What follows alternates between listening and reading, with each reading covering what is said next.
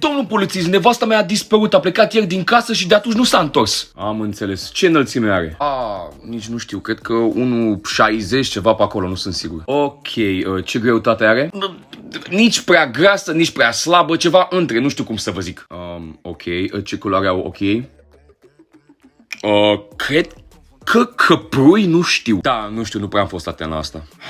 Ce purta ultima oară când ați văzut-o? Aoleu, domnul polițist, ce-i cu întrebările astea grele? Zici că suntem la Vrei să fii milionar? Nu știu, cred că ceva albastru. Calmați-vă, vă rog, încerc să vă ajut. Ieri când a plecat, a mers cu o mașină? Chiar da, a plecat cu mașina mea. Îmi puteți descrie, vă rog frumos, mașina? Păi un Mercedes hibrid clasa B, Sports Tourer, combustibil combinat de 8.3 minute, o culoare specifică de negru mat metalic cu o cutie automată, cu motor V12 de 6 litri care atinge 460 de cai putere, cu navigație prin satelit cu piele de urs polar din Siberia și cu un pachet de performanță Z12 în care include o sală de fitness și un jacuzzi în portbagaj.